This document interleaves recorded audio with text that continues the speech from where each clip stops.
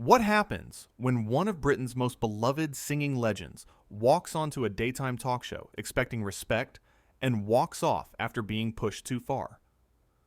In just 28 seconds of cutting remarks, Lorraine Kelly turned what should have been a warm celebration into a televised disaster that left everyone in the studio stunned. This is the story of how Petula Clark, the woman who gave us Downtown and captivated audiences for over 6 decades, found herself in an explosive clash with host Lorraine Kelly that ended with the icon doing something she'd never done before: walking off a live television set. The morning started like any other episode. The studio lights were bright, the audience was settled in their seats, and the panel was ready. Lorraine Kelly sat in her usual spot, flanked by regular panelists, Jenny and Marcus, both familiar faces to anyone who'd watched the show. The theme music played, the cameras rolled, and Lorraine flashed her trademark smile. "Now we have a very special guest joining us today," Lorraine announced, her voice dripping with that practiced enthusiasm. "She's a legend. She's an icon. And honestly, I'm amazed she's still performing at her age. Please welcome Petula Clark." The audience applauded as Petula walked onto the set, elegant and poised in a stunning navy blue jacket. She smiled graciously and took her seat across from Lorraine. But something was already off. That introduction, the way Lorraine had said, "still performing at her age," it carried a sting that Petula clearly registered. "Thank you for having me," Petula said warmly, settling into her chair. Lorraine leaned forward, that smile still plastered on her face. "So Petula, you've been in this business for what, 70 years now?" "Over 60 years, yes," Petula corrected gently. Right. 60, 70. It's all a long time, isn't it?" Lorraine laughed, and Jenny and Marcus shifted uncomfortably in their seats. "Tell me, at what point did you think, well, maybe it's time to hang up the microphone and enjoy retirement?" The audience went quiet. Petula's smile tightened, just slightly. "I haven't thought that at all, actually. I love what I do. Performing gives me life." "Yes, but surely," Lorraine pressed on, ignoring the tension building in the room. "Surely there comes a time when you have to admit that the younger generation has taken over. Music has moved on, hasn't it?" Marcus jumped in quickly, trying to smooth things over. "I think what makes Petula so special is that her music is timeless. Downtown is still played everywhere, isn't it?" "Oh, absolutely," Jenny added, nodding enthusiastically. "My mum loves your songs, Petula. She plays them all the time." Lorraine waved them both off dismissively. Yes, the oldies are lovely. But let's be honest, Petula. When was the last time you had a hit? When was the last time young people actually listened to your music?" Petula sat, straighter, her composure remarkable given the rudeness of the question. "I released a new album last year that did very well, actually. And I've been touring internationally to sold-out crowds." "Sold-out crowds at what? Retirement homes?" Lorraine quipped, then laughed at her own joke. The audience didn't laugh with her. Jenny looked mortified, and Marcus was staring at Lorraine with wide eyes. "Lorraine," Marcus said carefully, "I don't think that's really fair." "Oh, come on. I'm just having a bit of fun," Lorraine said, brushing him off. She turned back to Petula. "You can take a joke, can't you? I mean, you've been around long enough to have thick skin." Petula's eyes were steady, her voice calm but firm. "There's a difference between humor and disrespect, Lorraine. I came here today because I was told this would be a conversation about my current work and my career. Instead, you seem more interested in making jokes about my age." "Oh, don't be so sensitive," Lorraine shot back. "This is just how we do things on this show. We have fun. We're cheeky. If you can't handle that, maybe daytime television isn't for you anymore." The air in the studio had gone ice cold. Jenny tried again to intervene. "Petula, I'd love to hear about your new album. What inspired it?" But Lorraine cut her off. "Jenny, please, I'm conducting this interview. Petula, let me ask you something. Do you ever feel like you're clinging on? Like, maybe you're trying to relive past glory instead of accepting that your time has passed? That was it. That was the moment everyone watching could see something shift in Petula's expression. The gracious smile disappeared, replaced by a look of quiet dignity and steel. "Excuse me?" Petula said, her voice low and controlled. "I'm just saying," Lorraine continued, apparently oblivious to the line she'd just crossed. "There's something a bit sad about performers who don't know when to step aside. You had your moment. You were huge in the 60s. But this is a different era now. Don't you think it's a bit desperate, trying to stay relevant when the world has moved on?" Marcus actually stood up at this point. "Lorraine, stop. This is completely out of order." "Sit down, Marcus," Lorraine snapped. "This is my show." Jenny was shaking her head, looking between Lorraine and Petula with genuine distress. "This isn't right. Petula is a guest. She deserves respect." "I'm giving her reality," Lorraine said coldly. "Someone needs to tell her the truth. Petula, darling, you're a relic, a nostalgia act at best. And showing up on shows like this, doing the rounds, it's just proof that you're not ready to accept that nobody really cares anymore." The studio audience gasped. Several people started to boo, but Petula didn't raise her voice. She didn't lash out. Instead, she stood up slowly, with perfect poise, and looked directly at Lorraine. "I have performed for royalty," Petula said quietly, but every word rang clear through the studio. "I have sold over 68 million records worldwide. I have won Grammys. I have starred in films. I have had 15 consecutive top 40 hits in the United States. And I have done all of this while maintaining my dignity and treating people with respect." Lorraine opened her mouth to respond, but Petula held up one elegant hand. "You invited me here under false pretenses," Petula continued. "You told my management this would be a respectful conversation about my work. Instead, you have been rude, condescending, and frankly cruel from the moment I sat down. You have made assumptions about my relevance based on nothing but your own prejudice against age. You have dismissed my current success and reduced my entire career to a punchline for your amusement." "Now wait just a minute," Lorraine started, but Petula wasn't finished. "I don't need to sit here and listen to someone half my age, with a fraction of my experience, lecture me about relevance and success. I don't need to justify my career to you or anyone else. And I certainly don't need to tolerate being spoken to like I'm some pathetic has been begging for attention." Jenny was nodding vigorously. "Good for you, Petula." Marcus added, "You tell her." Lorraine's face had gone red. "How dare you? This is my show. I can conduct my interviews however I see fit. And I can choose not to participate," Petula replied smoothly. "Which is exactly what I'm doing." She began to remove her microphone, her movements calm and deliberate. Lorraine stood up now too, clearly rattled. "You can't just walk off," Lorraine said, and there was an edge of panic in her voice now. "We're in the middle of a live broadcast."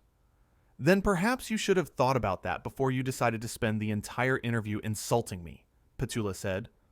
She handed her microphone to a nearby crew member, who took it with something like awe in their eyes. "This is completely unprofessional," Lorraine spluttered. "You're throwing a tantrum because you can't handle a few tough questions." "Those weren't tough questions," Marcus interjected, standing beside his chair now. "Those were insults disguised as questions. There's a difference." "Marcus, you're supposed to be on my side," Lorraine hissed. "I'm on the side of basic human decency," Marcus replied. "And what you've done here today is disgraceful." Jenny stood as well, moving toward Petula. "I'm so sorry," she said quietly. "You didn't deserve any of that." Petula gave her a kind smile. "Thank you, dear. You seem like a lovely person. I hope you find yourself on a show that treats its guests with more respect." Lorraine was pacing now, clearly trying to figure out how to salvage the situation. "Petula, please, sit back down. We can start over. I was just trying to make good television. Good television doesn't require cruelty, Petula said simply. It doesn't require tearing people down or making them feel small. You seem to have confused controversy with quality. But Lorraine started. No, Petula cut her off firmly. I've heard quite enough from you. You had your chance to conduct a respectful interview, and you chose to waste it on cheap shots and mean-spirited commentary. I won't give you another moment of my time. The audience had started clapping, a smattering at first, then building to genuine applause. Petula turned toward them and gave a gracious wave, her composure never cracking. Thank you all for being such a lovely audience, she said to them. I'm sorry you had to witness this unpleasantness. Lorraine made one last desperate attempt. Petula, wait. Let's talk about this off camera. We can work this out. Petula paused at the edge of the set and looked back at Lorraine. There's nothing to work out. You've shown me exactly who you are, and I have no interest in pretending otherwise. I hope your ratings are worth your reputation. And with that, she walked off the set, her head held high, leaving behind a stunned studio and a host who was rapidly realizing the magnitude of what had just happened.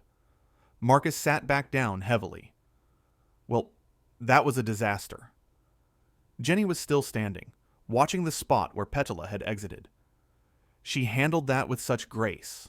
I would have lost my temper much sooner. Lorraine turned on them both. Oh, don't start. You two are supposed to support me. We're a team. A team treats each other with respect, Marcus said flatly. Just like a host should treat their guests with respect. You crossed so many lines today, Lorraine. That was bullying. Plain and simple. I was not bullying, Lorraine protested, but her voice lacked conviction now. I was being provocative. I was creating a moment. You created a moment, all right, Jenny said quietly. Just not the kind you wanted. The director's voice came through the speakers, clearly audible in the shocked silence of the studio. We need to go to commercial. Now. Lorraine looked at the camera, that practiced smile trying to reassert itself on her face. Well, clearly Miss Clark couldn't handle the heat of a real interview. We'll be right back after this break. But as the camera cut away, everyone in that studio knew the truth. It wasn't Petula Clark who couldn't handle anything. It was Lorraine Kelly who couldn't handle conducting an interview without resorting to petty insults and ageist remarks. Marcus leaned back in his chair, shaking his head. I've been on this show for 3 years, and I've never seen anything like that. She went too far, Jenny agreed. Way too far. Those comments about Petula being desperate, being a relic, telling her nobody cares. I mean, how could she think that was acceptable? She thought she was being edgy, Marcus replied. She thought she was making compelling television by being controversial. Instead, she just came across as bitter and mean. A producer rushed onto the set, clipboard in hand, looking frazzled. Lorraine, what were you thinking? We've already got complaints flooding in. Complaints? Lorraine's confidence was visibly cracking now. But I was just doing my job. I was asking the questions everyone wants answers to. No, the producer said firmly. You were being unnecessarily cruel to a guest who came here in good faith. Petula Clark is a legend, and you treated her like she was some washed-up nobody begging for attention. I never said that, Lorraine protested weakly. You basically said exactly that, Jenny interjected.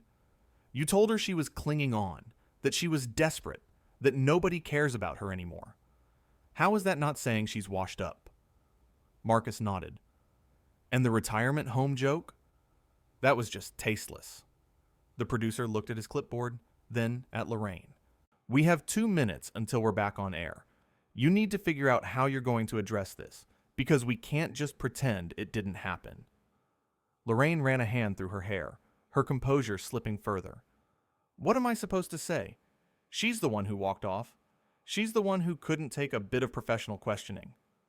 Professional questioning? Marcus laughed bitterly. Is that what you're calling it?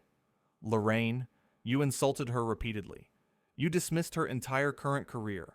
You made ageist comments. There was nothing professional about it. Marcus is right, Jenny said. You need to apologize. On air. You need to own what you did. I'm not apologizing, Lorraine said stubbornly. I did nothing wrong. This is my show, and I run it how I see fit. The producer looked exasperated. Lorraine, listen to me. Petula Clark has just walked off your show after you insulted her for nearly 10 minutes straight. The audience is upset. The viewers at home are upset. Your own panelists are upset. You need to do some damage control here. Or what? Lorraine challenged. Are you threatening me? I'm trying to help you, the producer said. But if you go back on air and double down on this, if you try to blame Petula or act like you did nothing wrong, it's going to make everything worse. He's right, Marcus said. Just admit you went too far. Show some humility. But Lorraine's jaw was set. I won't be told how to run my own show. Not by you, not by production, not by anyone. The producer sighed heavily. 30 seconds. Whatever you're going to do, you need to be ready. The studio lights came back up, signaling the end of the commercial break. Lorraine straightened in her chair, that smile back in place, though it looked more forced now. Welcome back, she said to the camera. As you saw before the break, our guest Petula Clark decided she didn't want to continue with the interview. It's unfortunate when guests can't handle frank conversation, but that's the nature of live television sometimes. Marcus made a disgusted sound. Jenny was staring at Lorraine in disbelief. Frank conversation? Jenny said, not bothering to hide her anger now. Lorraine, you were horrible to her. Absolutely horrible. I was doing my job, Lorraine insisted. Your job is to interview guests, not insult them, Marcus fired back. You told a legendary performer that she was irrelevant and desperate. How is that doing your job? The camera was still rolling, capturing every moment of the panel turning against their host. Lorraine's smile had vanished completely now. I think we need to move on to our next segment, she tried, but Marcus wasn't having it. No, we need to address what just happened, he said firmly. We need to acknowledge that a guest was treated poorly and driven off the show. We can't just sweep that under the rug. Marcus, please, Lorraine said, and there was a pleading note in her voice now. Please what? Please help you pretend you didn't just humiliate yourself in this show? Marcus stood up again. I can't do that. I won't do that. Jenny stood too. Neither will I. What happened here today was wrong, and everyone watching knows it. Lorraine looked between her two panelists, then at the cameras, then at the audience, who were watching in rapt attention. You can't both walk out. We're in the middle of a show. You didn't seem to care about that when you drove Petula off, Jenny pointed out. That was different, Lorraine protested. How? Marcus challenged. How was that different? You treated her with disrespect, and she chose not to tolerate it. Now, we're choosing not to tolerate watching you try to spin this as anything other than what it was. The producer was back, this time looking genuinely panicked. We need to cut to another break. This is falling apart. Everything was fine until they started turning on me, Lorraine said, gesturing at Marcus and Jenny. Everything was fine? Jenny's voice rose. Lorraine, you bullied a 70-year-old woman on live television. You mocked her age, dismissed her career, and told her she was irrelevant. Nothing about that was fine. The audience was murmuring now, some people nodding in agreement with Jenny, others looking uncomfortable at the escalating tension. I want to say something, Marcus announced, looking directly at the camera. To anyone watching at home, what you saw happen to Petula Clark before the break was unacceptable. She deserved better. She deserved respect and courtesy, and she received neither. I'm sorry you had to witness that, and I'm sorry to Petula Clark for being part of a show that treated her so poorly. Marcus, you can't just, Lorraine started, but he cut her off. Yes, I can, because someone needs to acknowledge the truth here, and it clearly isn't going to be you. Jenny, stepped forward as well. I want to add my apology too. Petula, if you're watching, you handled that situation with more grace than I could have imagined. You're a true professional, and you deserved so much better than what happened here today. Lorraine's face was scarlet now, caught between fury and humiliation. This is mutiny. You're both supposed to be on my side. We're supposed to be professional broadcasters, Marcus corrected. And part of that is calling out unacceptable behavior when we see it, even when it comes from the host. The producer made a cutting motion with his hand. We're going to break, right now. As the cameras cut away once more, Lorraine sat frozen in her chair, while Marcus and Jenny walked off the set together, leaving her alone at the desk. The audience was buzzing with conversation. The energy in the room completely transformed from the cheerful atmosphere at the show's start. What had begun as a routine morning talk show had devolved into complete chaos. The guest of honor had walked out. The panelists had publicly rebuked the host and followed suit.